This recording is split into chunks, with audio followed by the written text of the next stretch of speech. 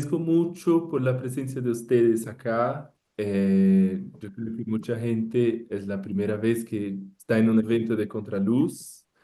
Algunos sí ya conocía de antes, pero muchas gracias por estar en acá.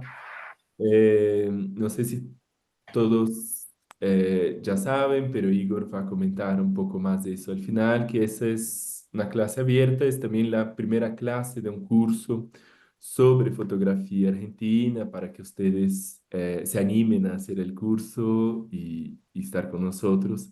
Pero entonces empiezo presentando Contraluz, que es una plataforma de arte y fotografía latinoamericana que existe há casi un año, va a ser un año ahora en junio, y, es una plataforma que funciona en portugués y español porque la idea es justamente conectar la América Latina, promover un espacio de pensamiento sobre la imagen, sobre el arte y sobre todo la fotografía, que es mi campo de investigación, así como lo de Igor también.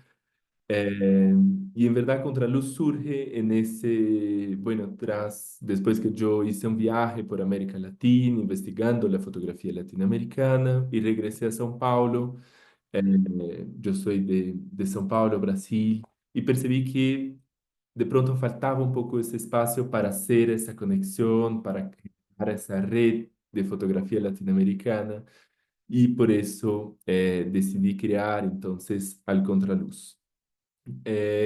Igor está desde la primera semana de Contraluz, ya se acercó y ya hicimos un montón de eventos, cursos sobre fotoperiodismo y otros. Igor es argentino de Buenos Aires, es profesor, investigador y fotógrafo documental. Estudió en la ARGRA. Déjame buscar acá todo. Arrancó sus estudios en fotoperiodismo en la Asociación de Reporteros Gráficos de Argentina, la ARGRA, que me lo imagino que muchos de ustedes ya la conozcan, de la cual es miembro. Investiga sobre el rol de las imágenes en la prensa como construcción de memoria, la inteligencia artificial en producción de imágenes y las fake news. Viajero apasionado, se interesa por conocer comunidades desde la empatía y el acercamiento que solo la fotografía permite. Así que, bueno, muchas gracias a ustedes que están acá. Muchas gracias a Igor por la oportunidad de compartir tus conocimientos. Bueno, muchas gracias a Contraluz, a vos, Alexandre, a todos y todas quienes están un lunes a la noche. También agradezco a los que tienen la cámara. La verdad que yo voy a estar presentando un PowerPoint, pero voy a tener al lado el Zoom, así que agradezco a los que tienen la cámara, que hacen el aguante. Si alguien más quiere poner la cámara, sea bienvenido, y si no, no hay ningún problema. Yo voy a hablar en esta clase introductoria sobre la fotografía en Argentina, especialmente cómo a través del retrato, pero no solamente el retrato, se construye una narrativa de lo que es un país, de lo que es una sociedad. Y este es una clase introductoria en donde yo voy a hablar particularmente sobre la llegada de la fotografía en el Río de la Plata, pero voy a ir tirando algunas líneas sobre otras cosas que voy a ir hablando a lo largo del curso para los que después quieran seguir profundizando sobre esas cuestiones. Así que los invito cuando termine el curso, si realmente les gusta, a anotarse. Em, y bueno, con respecto a la clase de hoy, yo le pedí a Alexandre que él vaya recibiendo en el chat, si ustedes tienen preguntas, eh, las vayan poniendo en el chat y él me va a ir avisando cada tanto si hay alguna que está bueno para comentar, y yo nos ponemos a charlar un poquitito de eso. Así que bueno, si quieren y les parece, podemos ya comenzar. ¿Alguien tiene algo para decir, para sugerir? No, yo creo que podemos arrancar, ¿no? Sí, claro. Bueno, ahí comparto la pantalla.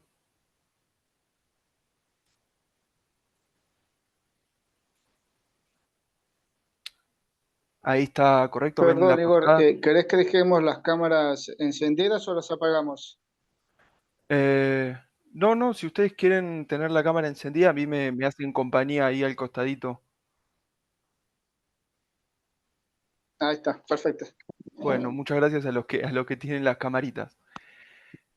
Bueno, primera clase abierta, la fotografía argentina, el retrato como narrativa visual. Yo voy a hablar un poco de en qué contexto llega la fotografía a Argentina. La fotografía llega en una de sus tantas variantes técnicas que es el daguerrotipo, que es un invento químico que se crea a partir de varios años de investigación sobre cómo capturar una imagen en un soporte físico y que se pueda luego sostener en el tiempo a través de la luz. Bueno, llega al Río de la Plata, en realidad se presenta en la Academia de Ciencias en 1839 en Francia, y ahí tiene algo muy interesante que también se, se relaciona con lo que vamos a hablar hoy de la construcción de una Argentina. En el contexto en el que se produce este invento, el Estado francés, que también estaba pasando por un proceso de consolidación con distintas disputas internas, le compra los derechos de ese invento a Louis Daguerre y a Nips.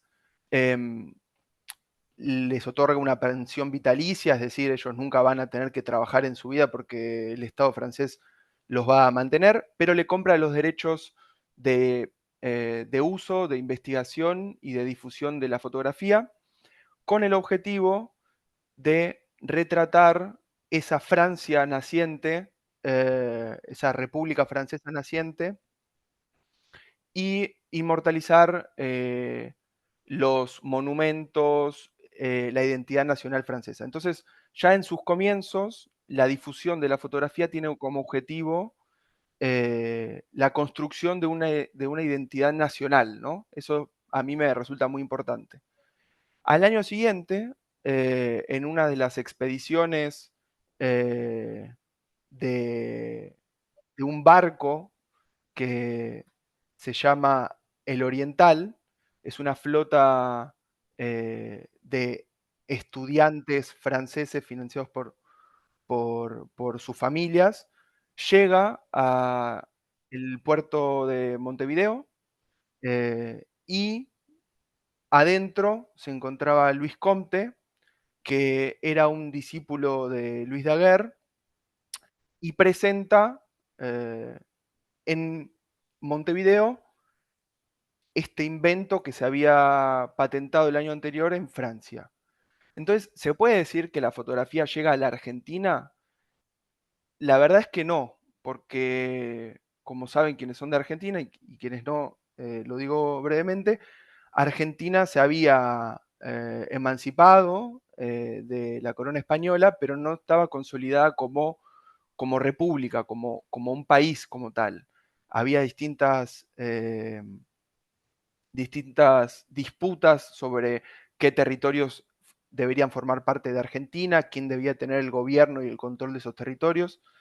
Entonces, cuando llega a Montevideo, eh, llega y quienes la reciben son algunos argentinos, además de quienes vivían en la banda oriental del Uruguay, que estaban allí porque en Argentina, o porque en la Confederación Argentina, el gobierno de Juan Manuel de Rosas tenía algunas disputas con adversarios ideológicos, y entonces muchos argentinos que estaban en oposición al gobierno de Rosas estaban exiliados. Entonces los primeros que reciben el invento de la fotografía son eh, efectivamente opositores políticos, exiliados políticos, que descubren este invento y, como veremos en este texto que ahora les paso a leer, esta es una carta que envía Mariquita Sánchez de Thompson en febrero de 1840, en la que describe ese invento y esa técnica que ella conoce por primera vez. Ayer hemos visto una maravilla. La ejecución del daguerrotipo es una cosa admirable. Imagínate una cámara oscura en la que se coloca la plancha ya preparada con los ingredientes que ya sabes. La plancha es como de plata muy brillante. Colocada se pone la dirección que quieres y a los 6 minutos la sacan de allí encerrada de un modo que no se puede ver. En un cuarto oscuro la sacan y la ponen otra preparación, con el termómetro para los grados de calor que son necesarios. Y después de todas estas precauciones, ves la plancha como si la hubieras dibujado con un lápiz negro. La vista que has tomado con tal perfección y exactitud que sería imposible obtener de otros modos. Los más pequeños objetos los ves con una prolijidad tal que la junta de los ladrillos y los descascarados del revoque los ves con un vidrio de aumento. En una vista de Río de Janeiro de una plaza reducida al tamaño de este papel, juzga la dimensión de la escala. En ella ves como unos puntitos. Con un lente de aumento notas que eran unas camisas y unas medias tendidas en la soga del corral de una casa que está sin duda bien lejos de pensar que irían a la historia. Qué objeto de meditación, Juan mío. Qué ignorantes somos la especie humana. Varela y yo nos movimos del lado de la máquina, no nos movimos del lado de la máquina. Él hará una relación, si hay tiempo te la mandaré. Estamos encantados. Esta vuelta al mundo es una expedición romántica de muchachos ricos atronados. Llevan profesores y hacen estudio. A bordo han tenido 1000 peleas y se van quedando algunas de estas resueltas por los países que van pasando. Cosa curiosa tal expedición. Entonces, en esta carta ya se presenta cómo es recibida, ¿no? Cómo es recibido este invento cuando llega por primera vez al Río de la Plata. Imagínense realmente, eh, uno estaba acostumbrado a retratarse a través de la pintura, luego vamos a ver un poco cómo es esa relación, y de repente llega un objeto que te permite capturar en tan solo unos minutos la realidad con una nitidez que no sé si ustedes tuvieron la oportunidad de ver un daguerrotipo en algún momento. Es impresionante la calidad que tiene de los detalles más pequeños. Tiene una resolución que hasta ahora la fotografía no ha podido superar. Si uno la observa con justamente una lupa o un instrumento para aumentar el tamaño, se ve hasta el más mínimo detalle que queda con ese grano tan fino que, que se podía generar con esa técnica. Entonces, imagínense la reacción de alguien que puede enviar una copia, porque también tenía eso, no se podían hacer varias copias, era copia única, em, a otro familiar que estaba en otro lugar y contarle cómo era eso que había visto por primera vez de una forma muy particular. Era bastante impresionante. Por eso dice objeto de meditación, imagínense. Bueno, así fue recibida la fotografía en la técnica de daguerrotipo en el Río de la Plata. ¿Qué ejes vamos a tratar a lo largo del curso? Eh, a mí me interesa abordar estos 3, 4 ejes que son eh, cómo se retrata la identidad política a través de la fotografía, cómo se retrata a la sociedad a través de las fotografías, cómo se va modificando esa construcción de lo que es el ser nacional, el ser argentino y lo que es el país como tal. Luego, cómo se van a retratar y qué se va a retratar de las vistas, es decir, esas panorámicas de la ciudad, del campo, de lo que es el suelo y la obra material de este país que está creciendo. Y también que esto empieza cuando Argentina está en su primera disputa territorial, pero también se retoma a finales del siglo XX con la Guerra de Malvinas, cómo se disputan, cómo se registran y retratan los conflictos bélicos, ya sea internos como también contra otros estados, ¿no? Esos son los 4 ejes sobre los que va a desarrollarse el curso. Así que vamos a hacer una introducción un poco breve de esto. Ustedes, si quieren profundizar en algo, lo escriben en los comentarios y lo vamos conversando. Bueno, como les decía, los primeros en recibir el daguerrotipo son los opositores políticos exiliados en Montevideo.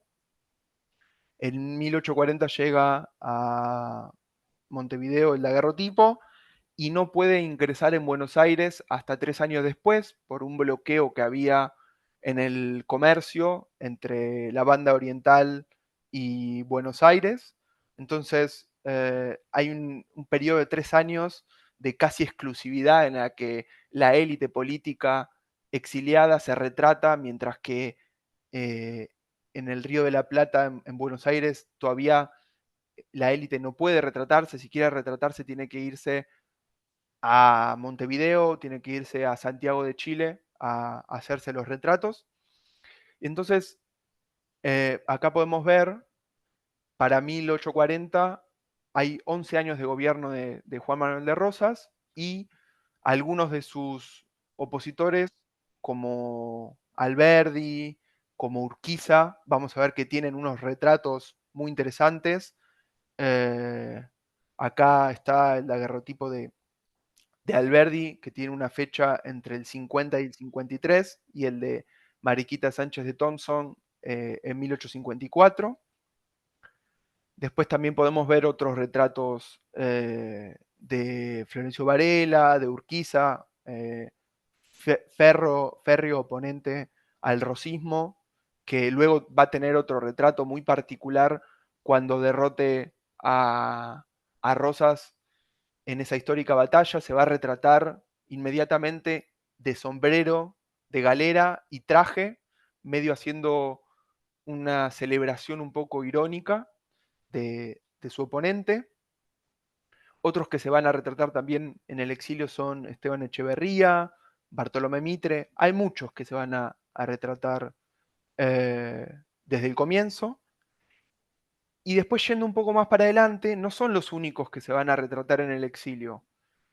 100 años después, a partir de 1955, Juan Domingo Perón, presidente de Argentina en los años 40 y 50, cuando es derrocado luego del golpe de Rojas y de Aramburu, se va a retratar, a veces por pedido de él, otras por periodistas que lo van a visitar, en su quinta en Puerta de Hierro, en Madrid, España. Entonces también podemos ver, ¿no?, cómo la política tiende a construir una imagen de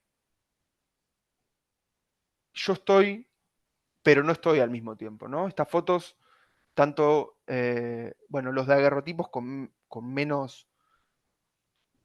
frecuencia, porque son piezas que no pueden reproducirse con casi ninguna facilidad, pero las fotografías sí, que circulan en los periódicos, que muestran que a la distancia el otro sigue activo, que sigue pensando cómo es que está Perón.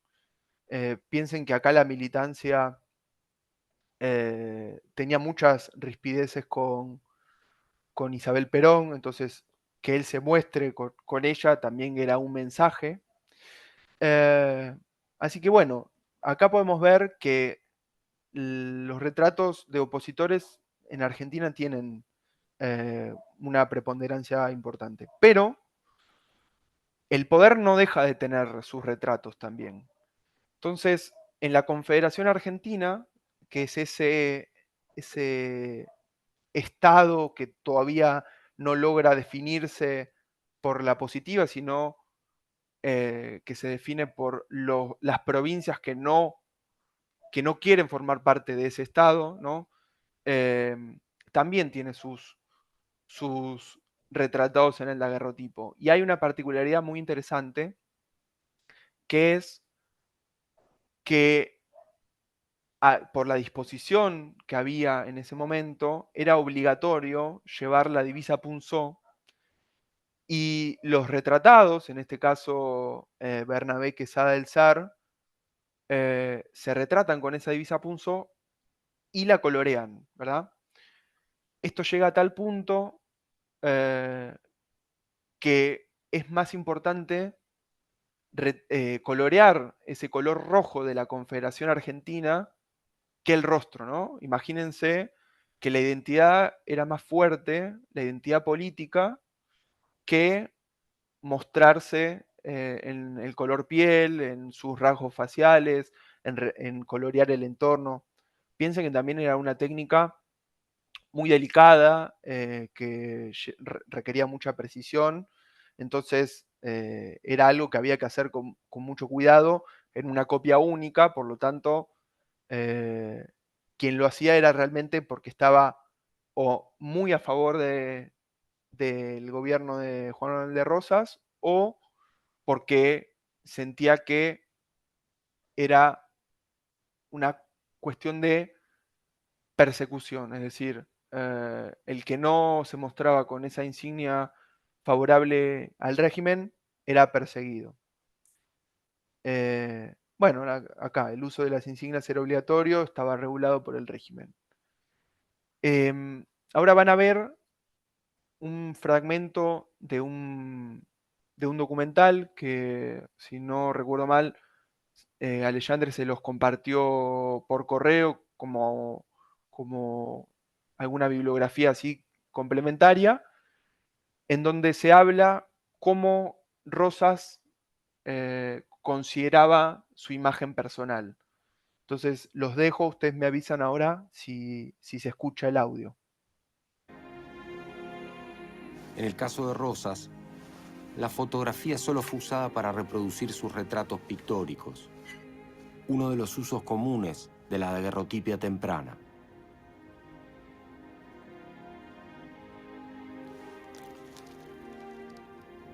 Encarnación Ezcurra, su mujer, falleció en 1838, antes de la aparición del invento. Facundo Quiroga, el Tigre de los Llanos, asesinado en 1835, tampoco llegó a conocer la fotografía.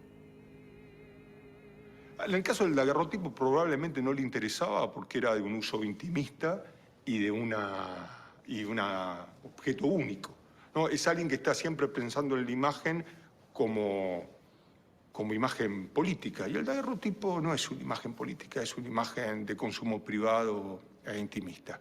Entonces el que piensa en la imagen política puede pensar en obras que puedan ser trasladadas en carros por la ciudad. Este tal vez es uno de los retratos, lo hace Descalzi, un italiano, es uno de los retratos más interesantes de iconografía de Rosas, porque es el que sostiene, ¿no?, la condecoración de la campaña del desierto. Y creo que el propio Rosas no es alguien muy afecto a los desarrollos de la modernidad técnica, sino a su efectividad. Y la fotografía va a tardar para ser efectiva en términos políticos. Tal vez habría que hay que esperar a Perón para pensar la fotografía en todas sus ramas como efectividad política de construcción de una imagen. Cuando el cuadro es del 43, ¿no? Y tiene... Bueno, fíjense que a lo último dice que habría que esperar a Perón para entender la fotografía y realmente su influencia como imagen política como tal, ¿no? Utilizada a través de el Estado con mecanismos ya sea de propaganda o de enaltecimiento de la figura o en detrimento y eh, para deslegitimar otros actores políticos, ¿no? Como algo curioso, esta pintura de Juan Manuel de Rosas, titulada Retrato de Juan Manuel de Rosas por Cayetano Descalzi, la encarga Rosas en 1840, ese mismo año donde la fotografía llega al Río de la Plata. Es decir, em, cuando sus opositores políticos están retratándose e inmortalizándose tal cual ellos consideran que la fotografía los retrata, él manda a hacer una obra de él a su imagen y semejanza, ¿no? Porque un poco la pintura tiene eso. Y acá, antes de avanzar, me gustaría un poco hablar de la pintura y la fotografía. Fíjense que después los vamos a retomar un poquitito. El retrato pictórico tiene, por un lado, la capacidad de hacer que uno se vea en base a las capacidades técnicas del artista, del pintor, más o menos como uno le gustaría verse, es decir, uno puede encargar un retrato al estilo tal, puede encargar un retrato en el que se enaltezca un objeto, una posición, si quiere que sea de frente, si quiere poner más luz en una zona. Es decir, uno puede jugar un poco con cómo quiere que sea retratado. Entonces, Rosas entendía muy bien eso. Eso por un lado. Por otro lado, eh, hay otra acepción de la pintura, y es que quien podía retratarse en una sociedad, en términos generales, era quien podía costear el encargar una pintura de uno mismo, de una familia, sí, en general era ya sea la nobleza, que se mandaba a retratar constantemente, los gobernantes, los virreyes, eh, incluso muchas veces el Estado mandaba a retratar a sus funcionarios para mostrar a sus cuadros militares, etc. Entonces requería tener un poder adquisitivo considerable, ¿no? Sobre todo retratarse varias veces, quizás eh, un, un burgués que no era de una oligarquía terrateniente o una oligarquía agroexportadora en Argentina podía llegar a retratarse, pero quizás lo conseguía una vez en su vida, al final de su vida, y se retrataba y se inmortalizaba con un buen retrato de cuando era joven, por ejemplo, ¿no? La fotografía, entonces, genera dos cosas.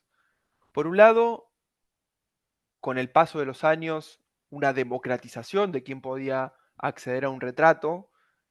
No hay que perder también de que los primeros años del daguerrotipo era una técnica también muy cara, muy exclusiva, pero que con los años, luego vamos a ver con la llegada de las cartas de visita y las pequeñas fotografías para uso personal, se abarata mucho la posibilidad de hacerse un retrato. Entonces, mucha gente empieza a acceder a la fotografía ya no desde la élite política o desde la élite económica,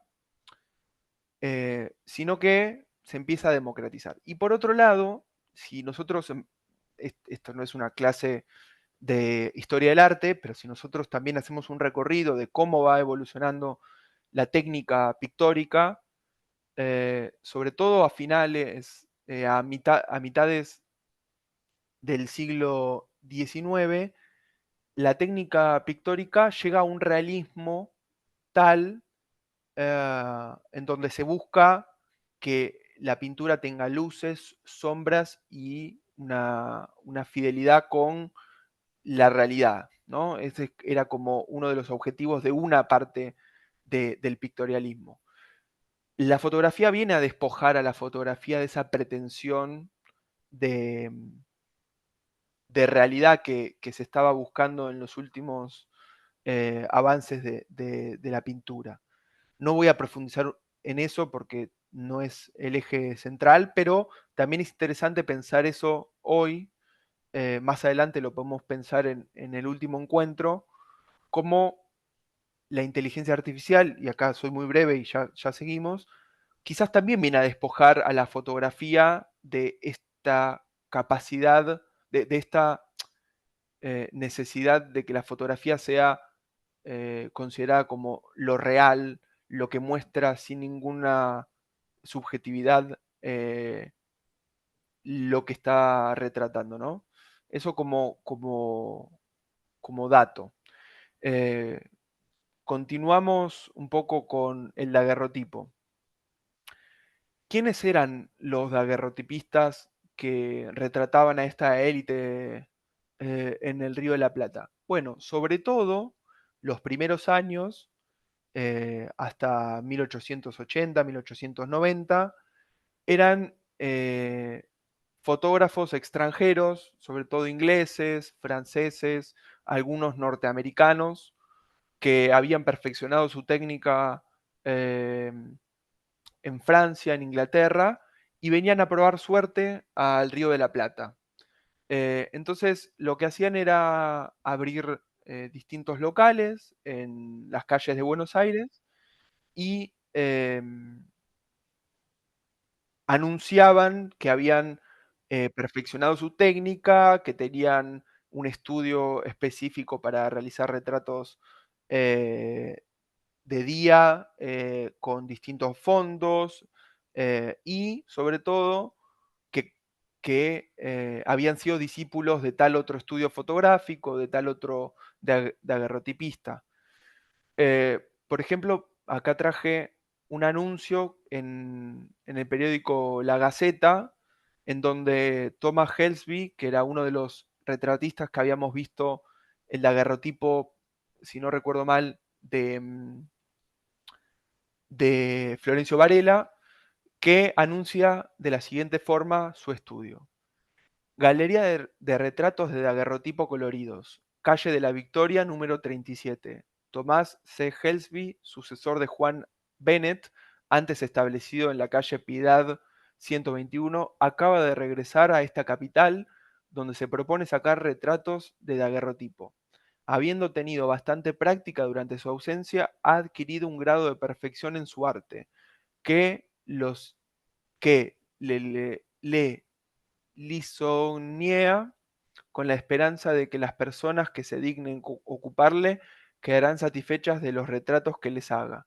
Su galería está abierta todos los días, menos los domingos, desde las 9 de la mañana hasta las 3 de la tarde, así en los días nublados como en los claros, y las personas que gusten ver las muestras pueden dirigirse a la calle y número arriba indicado. Entonces, fíjense cómo hace hincapié este anuncio en el diario. Regresa a la capital habiendo perfeccionado el arte del daguerrotipo con Bennett, que era otro retratista muy importante de la época, ¿no? Bueno, acá esto era lo que había comentado algunas diapositivas más atrás. El daguerrotipo empieza de alguna forma a democratizar la posibilidad de retratarse. En estos estudios inicialmente llegan los dirigentes políticos, esta élite cultural e intelectual de Buenos Aires, Pero luego, a medida que se desarrollan técnicas más rápidas, más baratas de reproducir la imagen, em, se popularizan distintas, distintas formas de retratarse, como por ejemplo la carta de visita, que permite, por ejemplo, que una familia en un estudio se retrate en la misma placa con 8 distintos lentes que coloca el daguerrotipista y se retratan 8 veces o 8 personas distintas o en 8 circunstancias distintas, eh, haciendo que el costo sea mucho menor, porque de una sola toma se pueden hacer varias fotografías. Lo único que genera eso es que el tamaño de esa imagen sea de 5 centímetros por 9 centímetros, eh, cosa que también posibilita, ¿no?, la difusión de esas copias entre conocidos, familiares, amigos, enviar al exterior, justamente en este contexto de exiliados políticos, de gente que tiene familia que está en Europa, de gente que tiene conocidos que están en Montevideo, en Valparaíso, etc. Entonces, aunque no era accesible para toda la población, era mucho más popular esta técnica que enviar a hacerse un retrato en Francia.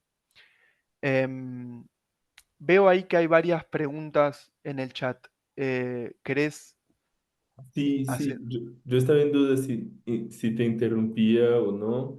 Eh, Hay dos que me parecen súper interesantes. Una, Sardo comentó, interesante percibir cómo la preocupación con la imagen que transmitimos de nosotros mismos siempre estuvo presente.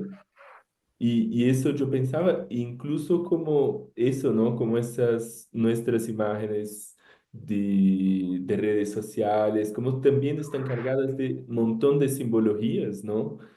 Eh, y que bueno, ya estaban en ese momento.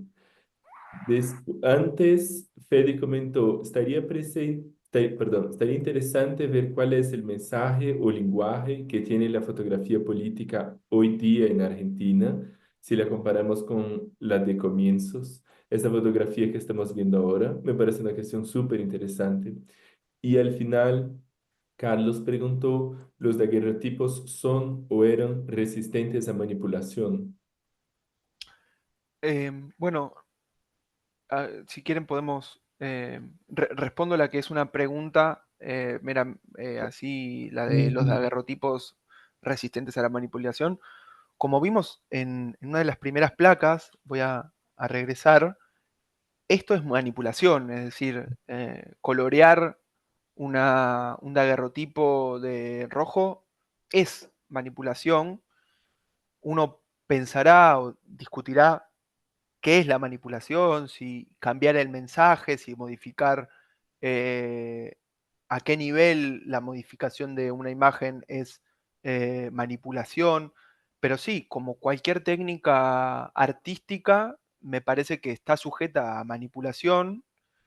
Después lo vamos a ver a lo largo de las siguientes clases, cómo cuando la fotografía empieza a reproducirse a nivel de poder publicarse en periódicos, porque también vamos a ver cuando empieza a circular en la prensa, cómo desde el comienzo de que la fotografía empieza a ser un mensaje político, se manipula como se manipuló la pintura, o sea, sí, los daguerrotipos son plausibles de ser manipulados como cualquier imagen. Luego, sobre el mensaje que tiene la fotografía política, eh, no entiendo muy bien si es una pregunta concreta, pero efectivamente eh, hay un lenguaje en estas imágenes. Sobre todo piensen que es un lenguaje muy incipiente, ¿no? Los primeros retratos de daguerrotipo tenían una limitación técnica, que era que se podía retratar a alguien que esté fijo, quieto y que se mantenga en un estado de quietud total por la técnica que requería un tiempo muy prolongado.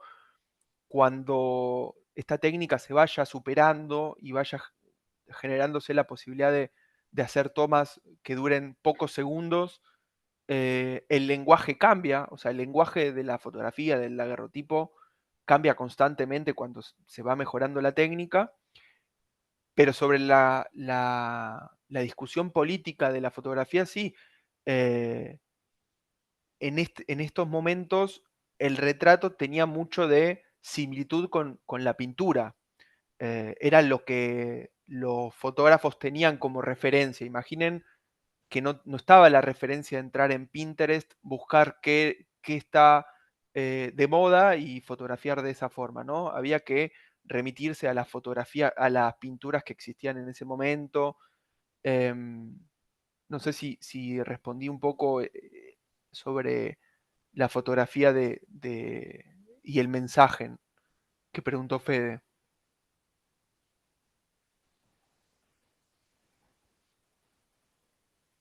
Bueno, em, y después me decís la tercera de la preocupación de la imagen. Ah, sí. La pregunta de Fede yo creo que tenía algo que ver también con, bueno, el uso actual, ¿no? De la política, si no me equivoco. Así como los políticos siguen usando símbolos, ¿no? Y sigue una cierta personificación un poco, ¿no? De la política que me parece interesante. Eh, Totalmente. Además de la técnica, la limitación de que el retrato tenía que ser un retrato en un estudio con iluminación controlada y con alguien que esté inmóvil en la totalidad de las ocasiones con algo que lo sostenía de acá atrás para que no se movieran en absoluto. En Argentina se reproduce la lógica política que existía y que existe a día de hoy, que es esa individualización de la figura política en una persona, en ese caudillo eh, que maneja, que controla, que hay que responder cual cuasi monarca, ¿no? Hoy en día también, ¿no? El retrato de la política en general es también similar en algunos aspectos. Ya cuando hablemos el periodo de la fotografía durante el peronismo, ahí la fotografía va a empezar a tener otro rol, un poco más social, cómo se retrata no solamente a ese caudillo que es Perón, sino a lo que es el peronismo. Es interesante cuando llega la utilización política de la fotografía, cómo cambia eso. Eso lo vamos a ver más adelante. Si quieren, continúo. Bueno, acá muestro un poco lo que decía de la democratización del retrato. Fíjense quiénes eran los que mandaban a hacer los retratos en la época. Si hacemos zoom y vemos acá abajo los retratos de José de San Martín, muchos retratos de José de San Martín, de militares, eh, de intelectuales de la época, de sus esposas, ¿no? En un tamaño también muy pequeño, porque para reproducirse la pintura era muy costosa, incluso las élites también no era algo de todos los días mandar a hacer una pintura. Cuando llega la fotografía y se permite la reproducción de las imágenes y perdón, la producción de las imágenes a un nivel más sencillo, cómo aparecen los retratos de no solamente de la nobleza, no solamente de esta élite política, sino de esta incipiente burguesía liberal, eh, de esta burguesía urbana, de su familia, de sus hijos, mucha fotografía de los niños que hasta eh, mucho tiempo antes no había tantos retratos pictóricos de las infancias, ¿no? Eso también es interesante pensar, uno no mandaba a retratar a un niño porque uno lo quería retratar en su etapa más de concepción viril, adulta, ¿no? Entonces, la fotografía de niños es algo muy común. em, y al mismo tiempo, esto empieza a permitir que haya otros retratos en el periodo, ¿no? Podemos también conversar un poco con qué finalidad, pero hay muchos fotógrafos, como por ejemplo Gonet, que era uno de los fotógrafos que retrataba esta primera campaña al desierto de la provincia de Buenos Aires, no la de la Patagonia, sino la de la provincia de Buenos Aires con Rosas, eh, en donde se retrataban a los indígenas que eran capturados, que eran llevados a la capital Buenos Aires. Incluso hasta podemos ver una foto, un daguerrotipo, mejor dicho, de una negra esclava de la época de Rosas, con fecha en el año 1850-1852, en donde, fíjense también, ¿quién iba a mandar a hacer una pintura de una esclava, ¿no?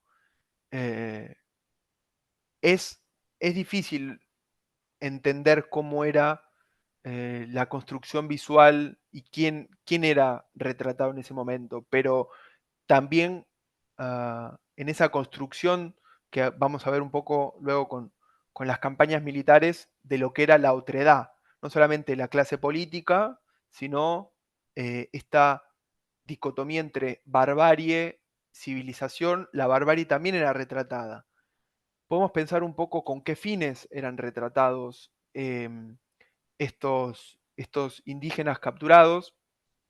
Este es un retrato de Antonio Pozzo. Antonio Pozzo era un fotógrafo italiano que se radicó en la Argentina y trabajó para el Estado Nacional, sobre todo en las campañas al Río Negro, en las expediciones al Río Negro, en las campañas del desierto, retratando al servicio del Ejército Nacional de Julio Argentino Roca, y sobre todo haciendo registros documentales que le servían después al Estado mismo, ¿no? O sea, él estaba al servicio del Estado Nacional. Entonces, retratar a los indígenas, a retratar a los gauchos también, era una forma de mostrar cómo el Estado Nacional veía a este actor que en un principio no lo definía por, por su cercanía con el Estado, sino por su oposición, ¿no? Acá podemos ver también, como decía, la cuestión indígena se puso en tela de juicio a medida que seguían capturando más y más indígenas en las distintas campañas, ya que no entraban dentro de esa concepción de la organización estatal, ¿no? Em, Así también con lo que tiene que ver con los gauchos, que también eran conceptualizados como improductivos, como que no correspondían con esa civilización que se estaba llevando adelante a partir de los procesos de modernización, de europeización de las grandes ciudades, y sobre todo que estaban ahí, que estaban en el territorio y formaban parte de ese paisaje. Em, Ahora voy a profundizar sobre el aspecto visual de estas vistas de las grandes ciudades, así que si hay alguna pregunta sobre esto, paso a leer el chat. Hay una sugerencia muy buena de Anderson acá. Sí, Dijo, me recordé de un texto de Roland Barthes llamado Fotogenia electoral, en su libro Mitologías, que en mi opinión habla mucho sobre esa relación fotografía-política. Tremenda referencia. Gracias. bueno, totalmente. Ahí yo no lo agregué, pero la fotografía por parte del Estado no solamente llegó a retratar a esta cuestión indígena como salvaje, como exótica, sino que, por un lado, tuvo varios usos. Por un lado, esta exoticidad de la cuestión indígena, había museos de indígenas en Buenos Aires, en lo que hoy es, creo que es el Patio Bullrich, era una galería donde se vendían indígenas como esclavos. Entonces había una cuestión de mostrarlos eh, como serviles, ¿no? Entonces, en el diario aparecían las fotografías de estos indígenas y se publicitaban como mano de obra, como esclavos. Imagínense, en 1813 se había abolido la esclavitud, pero para finales de 1800, 1870, 1880, seguía la cuestión de la mano de obra esclava, porque se había abolido la esclavitud para los que nacían hijos de esclavos, pero los que eran esclavos no dejaban de ser esclavos hasta que se morían. Entonces, eso por un lado. Por otro lado, aparecía esta masa de población indígena que el Estado se encontraba en esas expediciones y que nadie reclamaba por ellos. O sea, no había un reclamo por la cuestión indígena como tal. Entonces, las élites urbanas las utilizaban como mano de obra. Yo no puse un recorte del diario en donde se busca, se ofrecen indígenas como mano de obra.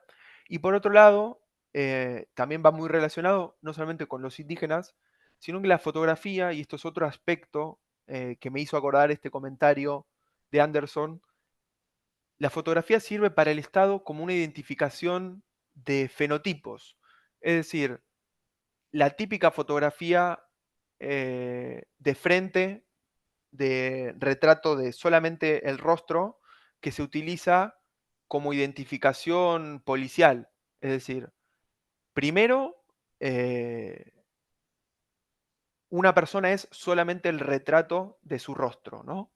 Eso identifica a una persona, la identidad de una persona es su rostro. No vamos a profundizar en esto en esta primera clase, pero también todo lo que se parezca a ese fenotipo de indígena o de gaucho es plausible de ser criminal, de ser maleante, de ser vago. Es decir, la fotografía por parte del Estado utilizada por la policía se utilizaba para encarcelar personas, para, sí, para construir un imaginario de lo que era peligroso para la civilización. Después vamos a ver en la clase de fotografía y dictadura cómo el retrato también, el retrato de rostro, es como la dictadura retrata a los detenidos que luego van a ser desaparecidos. Entonces, también es interesante ver cómo el Estado, también 100 años después, reproduce esas mismas formas de retratar a lo que no considera parte del Estado, ¿no? Es interesante pensarlo de esa forma. Voy a leer el comentario de Erika. Entonces podría decirse que la fotografía en su surgimiento acompañó el ascenso de las burguesías, en este caso de la Argentina. Claro, totalmente. Quienes tenían, por eso hice el comentario de cómo, en qué contexto surge el daguerrotipo en Francia. El daguerrotipo en Francia surge, como dije, a partir de un invento de un privado, pero que inmediatamente es apropiado por el Estado Nacional y lo utiliza el Estado Nacional, y acá ya me meteré en un análisis quizás marxista, ¿no? De utilización del Estado por parte de una burguesía, ¿no? Como garantía de la reproducción de ese capital. No voy a profundizar en eso porque no es lo que concierne hoy, pero sí, la fotografía definitivamente está al servicio de ese terrateniente, de ese expropiador de tierra de los pueblos originarios. Entonces vamos a volver a este otro aspecto de la fotografía, que era la parte de la vida urbana y la vida rural retratada a través de la fotografía, no tanto el retrato. Acá voy a intentar pasar un poco más rápido. Inmediatamente, al mismo tiempo que se ponen estos estudios de fotografía para hacer retratos, otros fotógrafos empiezan a hacer postales de las ciudades del Río de la Plata, de las ciudades de Argentina, y empiezan a construir no solamente un concepto de lo que es esa Buenos Aires, esa Argentina, desde la urbanidad, sino también de la ruralidad, ¿no? Esa Argentina que al mismo tiempo que es una ciudad europea, es, por otro lado, esta población gaucha que tiene las tradiciones de estar en el campo, de tener caballos, pero una forma particular de esta gauchidad, si se puede decir, ¿no? No sé si es correcto ese concepto, la verdad, pero siempre está esa dualidad, ¿no? Entre la modernización que se retrata en, en estas villas de Buenos Aires, donde se ve como está acá esta Plaza de Mayo, que se llamaba Plaza de la Victoria, el puerto, la industria que empieza a surgir alrededor de este puerto de la Boca, ¿no? de la aduana, etc. Y al mismo tiempo esta cuestión rural de la identidad del campo, ¿no? Porque no hay que olvidar que los que al mismo tiempo exportan a través del puerto son los productores agropecuarios, ¿no? Esa dualidad no hay que olvidarla en Argentina. Entonces podemos ver algunos retratos de la Bolsa de Buenos Aires, podemos ver otro retrato de esta arquitectura francesa de la Belle Époque retratada, y al mismo tiempo otros fotógrafos como Samuel Rimaté, fotógrafo también nacido en Suiza, pero que a los pocos años que la fotografía empieza a tener más circulación en el Río de la Plata, se instala su estudio acá en Buenos Aires, y empieza él, quizás con una mirada un poco más moderna de esas primeras vistas, a retratar las periferias, ¿no? Eso también sucede, no todos retratan esta cuestión europea. Sí, las primeras postales sí se enfocan quizás en mostrar esta Buenos Aires europea, sobre todo porque se exponen las fotografías en salones europeos, sino que también empiezan a surgir fotografías de la periferia. Este Samuel, según un historiador muy importante de las últimas décadas, Abel Alexander, Rimaté retrata su entorno natural, retrata a los desposeídos de la tierra, a los atorrantes, a los lustrabotas, a los trabajadores humildes, tiene fotos de los tambos, tiene fotos de los mataderos, tiene fotos de, de estos asentamientos que empiezan a construirse en la periferia, de los trabajadores que son necesarios para este sistema productivo agroexportador. Y entonces él empieza a retratarlo. No sé si su objetivo era de denuncia, pero va en consonancia con otros procesos en Estados Unidos y en Europa también de retrato de la vida cotidiana de la periferia, ¿no? Entonces podemos ver la foto de arriba, se ve un asentamiento con un nene que está ahí. Uno no entiende muy bien si es ciudad o campo, pero entiende que es un asentamiento que no es acorde con las fotos anteriores, pero que también forma parte de esta construcción visual de la Argentina, por un lado, europea, y por otro lado, lo que requiere esa Argentina europea, ¿no? Abajo podemos ver también la cuestión rural, gauchesca, ¿no? Cómo carnean, supongo que es una vaca, un toro. No me quería enfocar tanto en la cuestión de las vistas, después lo vamos a ver en cómo se construye también la cuestión de los espacios urbanos a lo largo de otros periodos históricos, como durante el peronismo, durante la dictadura. Por eso lo menciono acá, pero nosotros vamos a hacer un poco más énfasis en la cuestión de retratos, más que nada, ¿no? Y ahora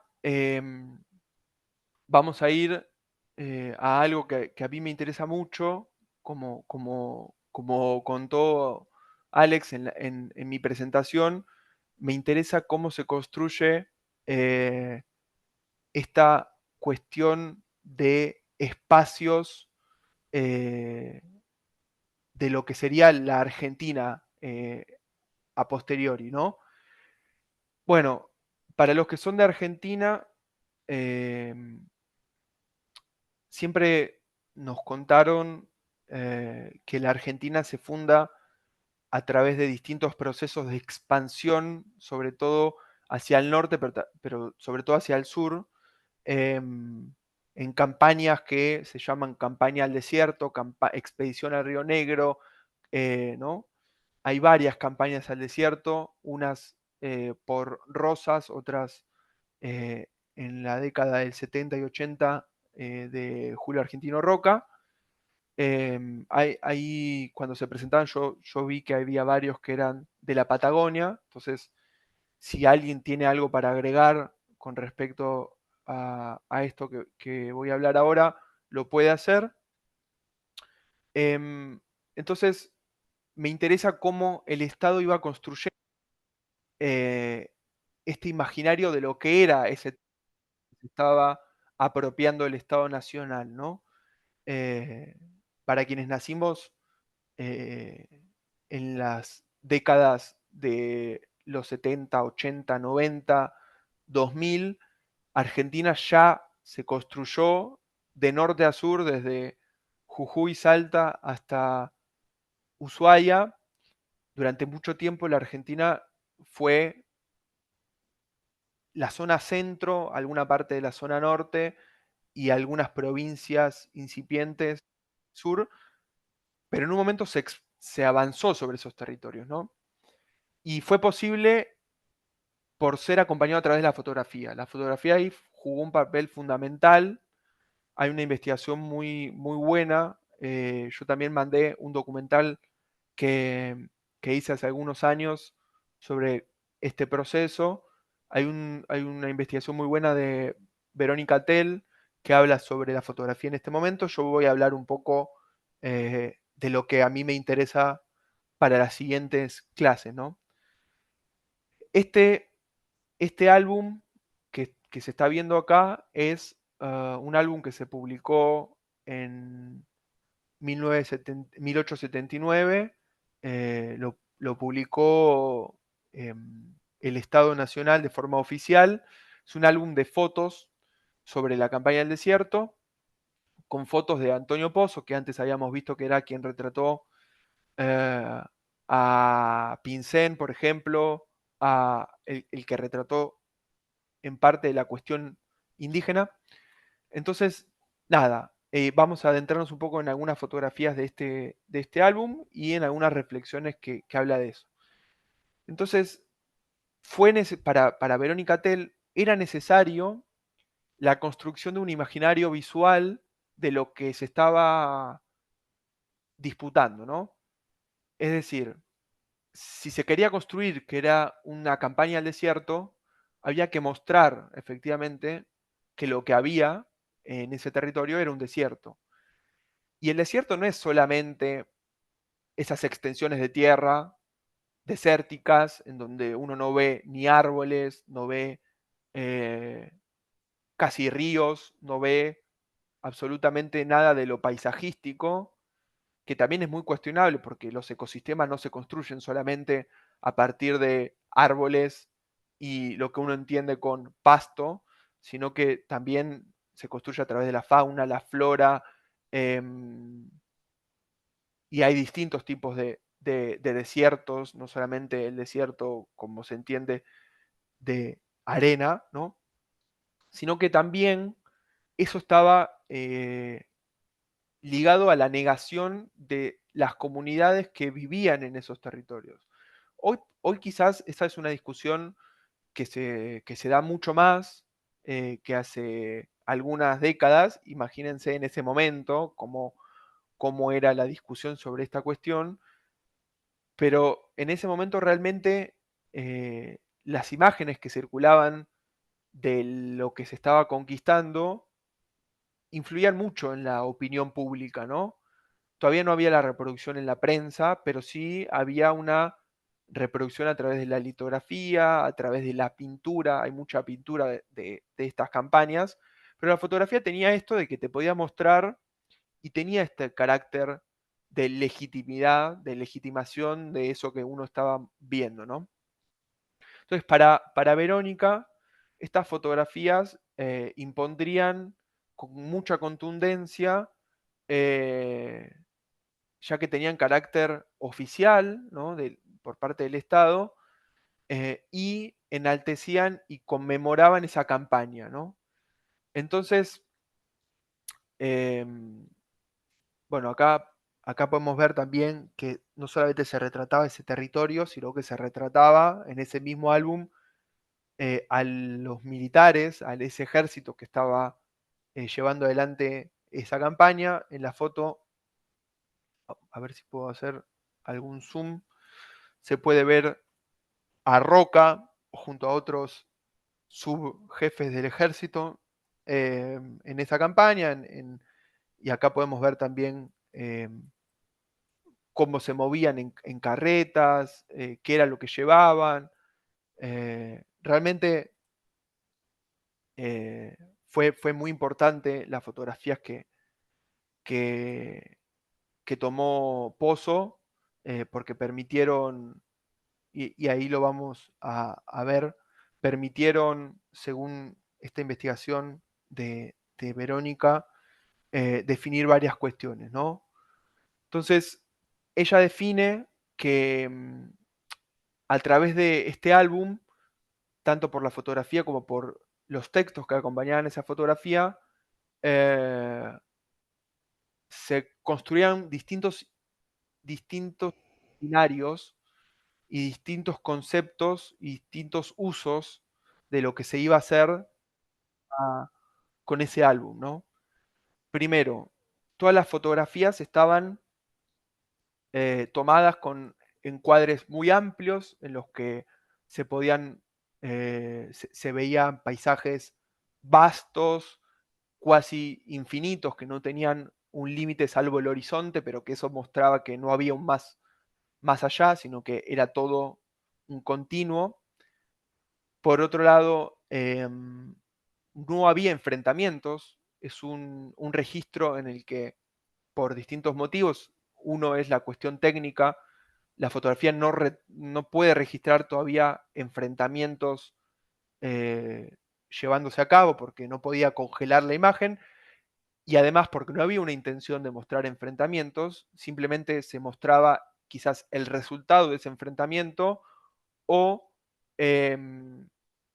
cómo el Estado iba avanzando sin casi ninguna frontera que se le opusiera, ¿no? Eso también era un objetivo.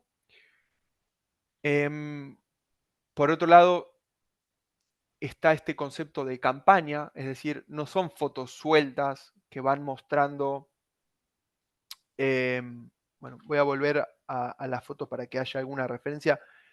No son fotos sueltas que no tienen una conexión, sino que se muestra como campaña, es decir, campaña quiere decir algo que se está haciendo, se está llevando a cabo, tiene éxito y que tiene un objetivo que quizás en el momento uno no lo percibe, pero ya el hecho de que sea una campaña cuenta algo, ¿no? El título de campaña cuenta eso. Y para mí lo más interesante es lo que subyace en los textos que acompañan esas imágenes. Acá hay un texto que Verónica rescata de una de las fotografías que dice lo siguiente. Quilachenquil, sobre el arroyo Curalulen, toldos habitados por el cacique Villamain hasta su sometimiento en diciembre de 1882. Este paraje se encuentra a 6 leguas antes de llegar al paso Pucallén, calidad de pastos y terreno inmejorables, altura barométrica 1200 metros. Entonces, para la autora es muy significativo lo que cuenta esto, ¿no? Es decir, por un lado, las fotografías tenían estaban situadas espacialmente en un lugar concreto, es decir, esta cuestión de latitud y longitud, distancia, tratar de ser específico en dónde es la foto, no da igual eso para el Estado argentino. Por otro lado, la composición y los datos del sustrato de la tierra, del suelo, de si es un terreno fértil, si es un terreno para cultivar. Hay otras fotos donde el epígrafe cuenta que es un terreno para ser cultivado. Y por otro lado, bueno, la calidad de ese terreno, ¿no? O sea, un poco lo que decía recién. Entonces, ella concluye que este acompañamiento del texto y la fotografía y todo el álbum está pensado para vender a posibles inversores estas tierras que se le expropiaban a los pueblos indígenas, que en las fotos casi no se ven, como tierras para producir. Es decir, nosotros como Estado nos estamos expandiendo hacia el sur, esta tierra pasa a ser parte del Estado Nacional, el Estado la quiere hacer productiva, por lo tanto niega a quienes la utilizan para fines no productivos, como son estas comunidades ancestrales indígenas que ahí vivían, y las ofrecen a eh, agricultores, a gente que quiera embarcarse en la posibilidad de construir ahí una aldea. Fíjense que los nombres de las comunidades, de los pueblos y las ciudades que se construyen en la Patagonia tienen muchas veces los nombres de los generales que llegaron ahí, que se asentaron y que se adueñaron de esos territorios. Por ejemplo, Roca, que la ciudad Roca en su nombre original no se llama Roca, tiene un nombre indígena. Entonces, ella concluye que la función que tenía la fotografía de legitimar este proceso lo hizo posible. O sea, no era lo mismo apropiarse de una tierra y hacerlo a la luz de esta nación que se estaba formando con fotografía que sin fotografía. Entonces, nada, con esto, de mi parte, los quería invitar a que a partir de esto pensemos que la fotografía en Argentina se utilizó hasta nuestro tiempo con distintas, o sea, pensar la fotografía como posibilidad para construir esta argentinidad, este Estado, esta identidad nacional, esta identidad en detrimento de otras identidades que se pusieron en juego y que se ponen en juego hoy, en cómo son representados ciertos grupos sociales, en cómo son representados ciertos territorios. Y esto es un poco de lo que vamos a ver en las próximas clases, pasando por distintas etapas de la historia como el peronismo, cómo la fotografía empieza a ser a denunciar la cuestión social, a utilizarse como propaganda. La fotografía durante la dictadura, qué resistencias hubo a partir de la imagen a esos procesos de censura, cómo la fotografía también está como construcción de memoria, como resistencia a esa negación de esa identidad política y también ya más cerca, cómo la fotografía tiene un rol muy importante en las crisis políticas y sociales, tanto de los años 80, 90, como la crisis del 2001, en las disputas sociales en los años 2000. Así que nada, los invito a todos y a todas los que quieran inscribirse para seguir pensando un poco esto. Prometo que vamos a hacer un buen diálogo y hincapié con más profundidad en esos temas, que hoy fue más un panorama general para, para que podamos discutir realmente algunas de estas cuestiones. Y yo los invito a que sea una discusión, más allá de que yo presente algunos temas, a mí me gusta discutir cómo se utiliza la imagen, que ustedes me den su perspectiva, su opinión. Así que nada, les agradezco a todos. Gracias, Igor. Bueno, súper interesante. Yo creo que hay un montón de cuestiones ahí para pensar a lo largo de las clases, como mismo como esa cuestión del desierto, cómo es una construcción, ¿no? Y cómo la fotografía es fundamental para construir esa idea de un desierto y que por lo tanto el, bueno, todo el progreso de la civilización urbana puede como llegar ahí y dominar todo sin vernos, sin nos dejarnos ver, que bueno, eso también es un acto de violencia, ¿no? Fede comentó que buenísimo, me inscribo seguro, genial. Diego preguntó dónde se encuentra el álbum de la campaña. Si no me equivoco, está en línea, ¿no? Sí, ahí estoy, voy a mandar Súper. el enlace. Sobre todo les recomiendo, además de si quieren ver el álbum, eh, les recomiendo que vean, si pueden, el análisis que hace, ahí pueden ingresar el enlace del álbum, el análisis que hace Verónica Tell sobre este álbum, porque ver el álbum sin ir analizando qué repercusiones tiene y cómo se va construyendo una identidad, me parece que queda corto.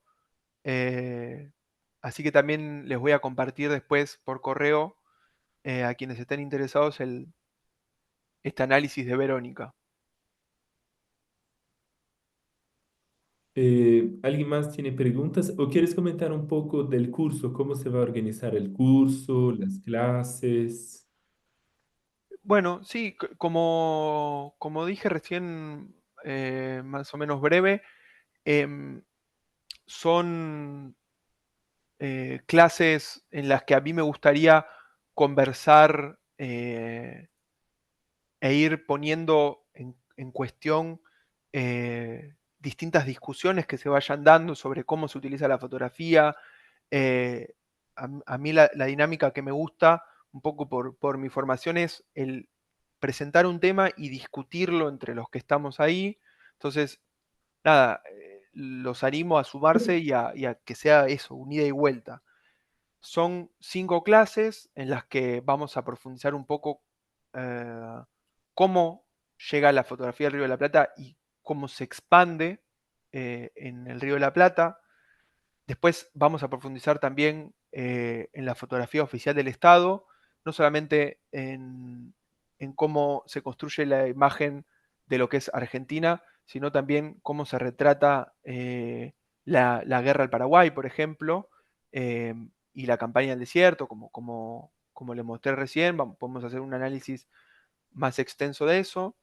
En la clase 3 vamos a hablar un poco de la cuestión social, es decir, cómo la fotografía empieza a, por un lado, denunciar una cuestión de cómo vive esa clase invisibilizada hasta el momento, porque no podía acceder a la representación política, que eso se acompaña también con los gobiernos más populares de Irigoyen, de Perón en sus distintos gobiernos, cómo la fotografía se utiliza por parte del peronismo, no solamente la fotografía oficial del Estado, sino también cómo la sociedad va dándole representación a la fotografía. Luego para mí es la clase que más me gusta a mí, que es la de dictadura, resistencias y memoria, que antes un poco mencioné, de las resistencias, cómo se utiliza la fotografía de forma oficial, cómo se cuestiona esa imagen oficial a través de fotografía clandestina, qué resistencias hay, y después la memoria, cómo se reconstruye la memoria a esa dictadura, a ese proceso, y después la fotografía y las crisis sociales, los movimientos sociales, la fotografía de protesta, la fotografía más política, bueno, no sé si es más política, pero la fotografía que denuncia la impunidad, la corrupción. Nada, hoy es algo que está en boga con lo que pasa en Argentina, eh, con el periodismo, con el fotoperiodismo en particular, con cómo se discute el poder. Bueno, ahí hay debates más actuales que también está interesante cómo se puede llegar a dar. Así que nada, de vuelta los invito. Si alguno tiene alguna duda ahora sobre cómo va a ser, me la hace. Si está en duda de inscribirse o no. Y charlamos. Sí, bueno, las clases son todos los lunes y empieza, claro, la próxima semana, así que las inscripciones están súper abiertas. No sé si alguien más tiene preguntas, ¿no? Bueno, Igor, muchas gracias por la clase. La gente también está agradeciendo acá en el chat. Agradezco muchísimo a quien estuvo por acá y decir que, bueno, eso, ahí estamos en contacto, generando redes y, bueno, pensando juntos la fotografía y el arte en América Latina. Muchas gracias por la presencia de ustedes.